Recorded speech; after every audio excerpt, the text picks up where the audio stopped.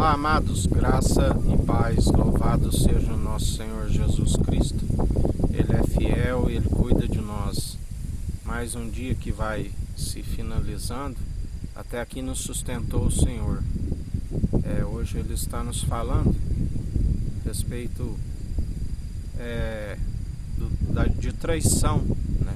Sabemos de homens na antiga aliança que amaram o prêmio da injustiça, como Balaão, e também aqueles que amaram o prêmio da justiça e isso lhe foi imputado, como o caso de Noé, como o caso de Ló. Noé, quando saiu dali juntamente com a sua família, naquela arca, juntamente com os animais, pela boa obra que ele creu e perseverou na construção da arca, e isso lhe foi imputado como justiça, tanto ele como mais 7 que creram e perseverou na construção da arca. E Deus fechou a porta por fora, e ali preservou ele com mais 7 juntamente com os animais que ali estavam.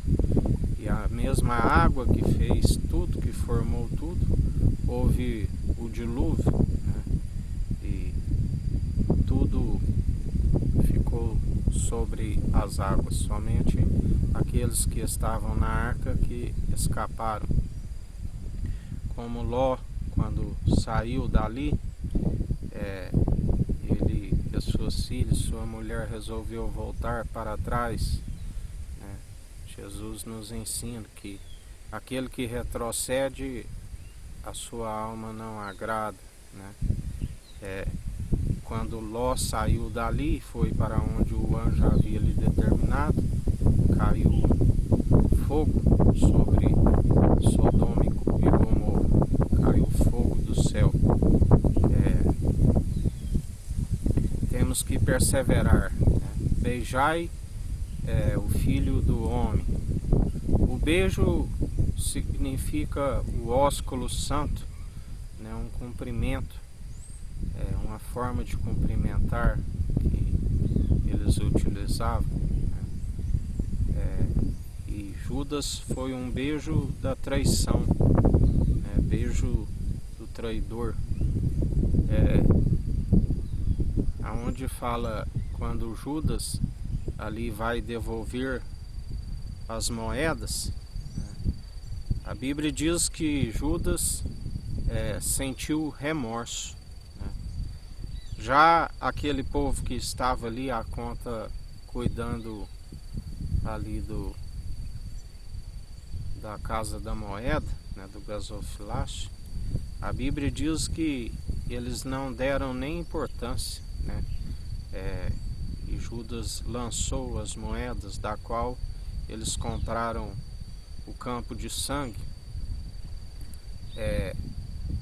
Judas sentiu remorso, mas aquele povo que ali estava continuou a contar moedas, não estavam nem um pouco preocupados com a sua alma. Estavam preocupados sim, como Jesus ali purificando o templo disse: a casa do meu pai é casa de oração, não fazei dela casa de comércio, covil de salteadores. Justamente muitos têm feito a casa de comércio, não têm tido zelo para a casa do Pai, que atualmente o governo está sobre os ombros do Filho, e muitos têm feito a obra de forma relaxadamente, não têm tido zelo para as coisas de Deus, porque se nova criatura somos, andamos em obras de justiça, e temos que ter zelo como edifício, como casa do Deus vivo, como lavoura do Deus vivo, do qual o Pai é o agricultor. Mas muitos não têm tido zelo para a casa de Deus, por isso vem a ira do Cordeiro sobre aqueles que perseveram segundo a injustiça, sobre aqueles que não estão nem um pouco preocupados, né, com as ovelhas que perecem. Por isso a Bíblia diz que Ele cuidará de cada uma das ovelhas que não tem pastor. E Ele tratará com aqueles que agem de forma traiçoeira, né? Porque a Bíblia diz: ai daqueles, né, que traem o Filho do Homem. Melhor não seria ter nascido, porque todos nós, como temos um ministério, nós temos a responsabilidade, né? Nós fizemos uma aliança, e quando estamos segundo a aliança com Ele, Ele é eterno, né? Ele não pode negar-se a si mesmo, né? Ele continua, se o homem está agora vivendo de forma infiel, Ele continua sendo fiel. Ele é a verdade, o Espírito é a verdade, né? Se o homem está de forma injusta, Ele continua de forma fiel. Tanto é que os dons são irrevogáveis. Mas aqueles que naufragam na fé já não operam os dons da forma que deveria ser, como fonte de alegria. E muitos usam a piedade como fonte de lucro. E por isso estão destituídos da glória de Deus. Justamente por isso vem a ira do Cordeiro sobre as suas vidas, porque estão praticando o vitupério. Uma vez foram iluminados pelo Espírito Santo e agora voltam em trevas, o qual Jesus sempre nos ensina, né, que aqueles espíritos que estavam a casa, quando é purificada, santificada, aqueles espíritos imundos ficam a vagar, né, e novamente encontram a casa. E se a pessoa permite, né, com que eles vêm com outros 7 espíritos piores ainda, e o estado daquela pessoa se torna pior do que o primeiro. A ignomínia, né? Sabemos o caso de Saul, do qual Deus retira, né, o seu Espírito Santo. Ele concede um espírito a atormentar da parte de Deus, porque Deus, Ele disse: eu formo a luz, as trevas, o ferramenteiro, faço absolutamente tudo. Ele é o Pai dos espíritos, né? Tudo está sobre o seu domínio, sobre o seu controle, através de Jesus Cristo, que está com o governo, que está no centro do trono, governando com equidade, com justiça, porque o Pai lhe concedeu o julgamento, né? Ele está como juiz, e o Espírito Santo é o nosso advogado. Por isso é necessário perseverar dia após dia, segundo as obras de justiça, né? Porque é um risco, como ele nos disse por esses dias, a respeito da ignomínia, né? Que a ignomínia, o próprio Deus permite que o interior da pessoa fique cheio de imundícia, para que eles creiam em suas próprias mentiras, porque fazendo assim eles não se arrependem e não são lhe perdoados seus pecados e não alcançam a salvação, justamente para colher a malignidade que plantaram, né? Porque Deus não vê exteriormente como o homem vê, né? Ele é aquele que sonda o intento da mente e do coração, né? Ele é aquele que, como o profeta disse ali, quando vai ungir, né, o rei Davi, e ali o profeta Samuel, né, olhando já o primeiro ali, achando que era ele, e Deus disse: eu não vejo como um homem vê, né? este já está reprovado. Porque Deus sonda o intento da mente e do coração, né? Ele vê, Ele nos conhece através das atitudes. E nós fazemos não para ser visto por homens, né? Mas para que Deus contemple as obras, e Ele é aquele que vê e nos galardoa, né? Segundo as atitudes, quer sejam boas, quer sejam más. Ainda que algo fique desapercebido, né? Passe desapercebido diante de homens, dele nada passa desapercebido. A Bíblia diz que lá do alto ele contempla todos os filhos de Adão, né? Ele tudo contempla, nada passa desapercebido dos seus olhos. Ele é aquele que contempla todas as coisas, nada passa em oculto. Tudo aquilo que for revelado, tudo aquilo que foi dito nas trevas é revelado na luz, né? A luz expõe as más obras, como ele disse. A condenação é esta: amaram, mas a luz veio ao mundo, mas amaram mais as trevas do que a luz, porque suas obras são más, e a luz revela suas más obras, suas más atitudes, né? E nada passa desapercebido do Altíssimo, através do governo que está sobre os seus ombros, através de Jesus Cristo, né? E ele sabe, como ali quando estava à mesa o traidor, né? Ele dizia: um de vós não chamei eu vós 12, um de vós é um diabo. Ele dizia: um de vós irá me trair. Ele jamais é enganado, né?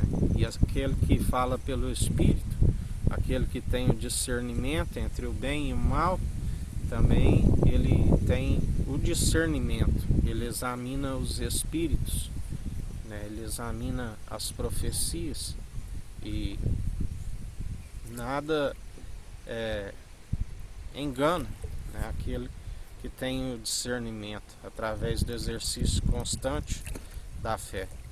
E assim nós temos que perseverar dia após dia, perseverando entre as obras da graça, né? Porque pela graça sois cumpridores, pela graça sois salvos, porque Ele firma os nossos passos, Ele firma os nossos pés, né? Não andamos em atitudes das quais entristece o Espírito Santo, né? Pelo contrário, Ele alegra com aqueles que perseveram, segundo a benevolência, né? Segundo as obras de justiça, que só são possíveis através do seu Espírito, que é a verdade, né? Seja todo homem mentiroso e Deus verdadeiro. Somente através do Espírito, que é a verdade, que alcançamos, né, a benevolência, os frutos do Espírito Santo, a mansidão, a longanimidade, o domínio próprio, do qual ele nos diz, né, contra essas virtudes, né, não há lei contra. Todo aquele que anda segundo a mansidão, segundo o amor, segundo a fé, segundo a benevolência, segundo os atos de justiça, não há nada contra, né? Porque não esbarra segundo a lei que está sendo cumpridora. E ainda que tropece em algum ponto, pela lei está cometido desobedecer a todos os mandamentos, mas como obras da graça, né, pela fé, sois cumpridores, né? Porque Ele é o advogado, Ele é aquele que nos defende do vil tentador, e nós somos cumpridores, né? Como Ele nos ensina, vós sois vencedores, né, em Cristo Jesus. Vós já venceis os falsos profetas, o anticristo. Quem é o anticristo senão aquele que se opõe à verdade, né? E assim nós somos vencedores em Cristo Jesus, porque maior é o que está em nós do que o que está no mundo.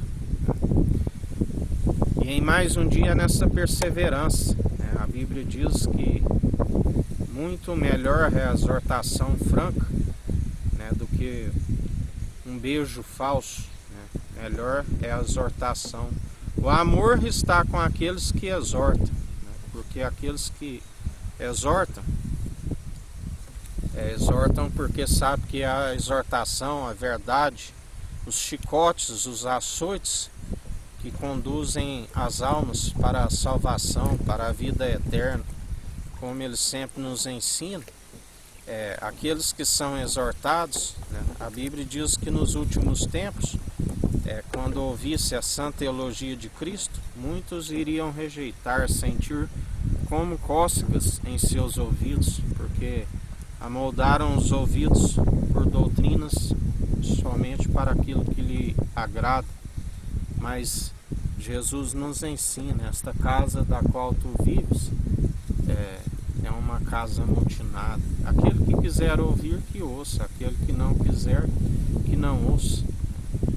Nós devemos exortar sempre, porque aquele que exorta é aquele que está com amor, é aquele que tem zelo pela sua alma e ama o próximo como a ti mesmo, né?